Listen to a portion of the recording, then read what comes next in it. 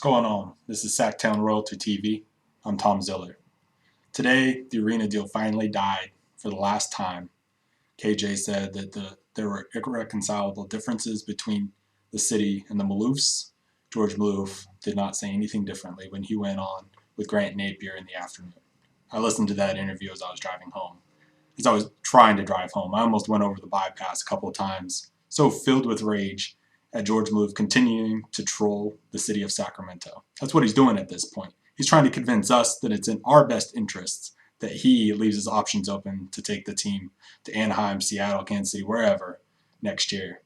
He's trying to convince us that we should be thanking him. He actually said something to that effect, that we should be treating him as if he's doing us a favor for saying no to this deal. We all know what a bunch of baloney that is. We all know that the NBA thinks this is a good deal, that AEG thinks this is a good deal, that 7 out of the 9 members of the Sacramento City Council think this is a good deal. The city manager thinks it's a good deal. The mayor thinks it's a good deal. The business community loves it. The labor unions love it. Construction industry loves it.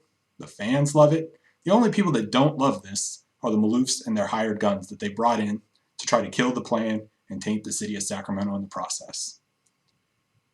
If the Maloofs are done with this deal, we're done with the Maloofs.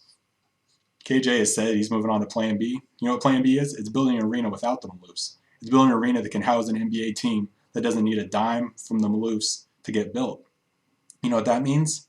That means that the Maloofs can leave and leave their team behind. Or if they take the team, we'll bring another one in because we don't need them anymore. That's what KJ is saying by moving on to Plan B.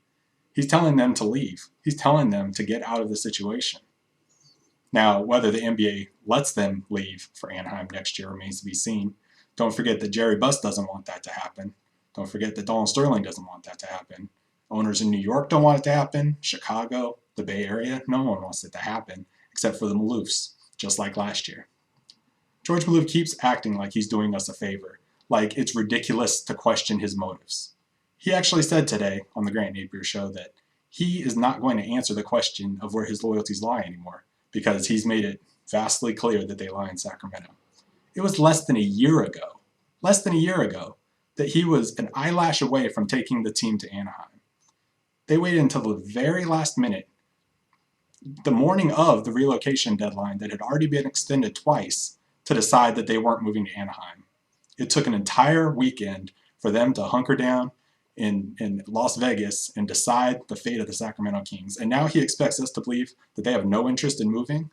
They had a lease agreement with the city of Anaheim a year ago. And we're supposed to believe that he wants to be in Sacramento for the long term? We're not fools. We're not idiots. Stop playing us like him, George. You're trolling us, and we're sick of it. Plenty of people will still support the Kings next year. I'll still support the Kings next year. I'll still write about them. I'll still watch them every night. But we're done. We're done with the Maloofs. We're sick of them. They can leave the team where they found it, or they can leave, period. We're done.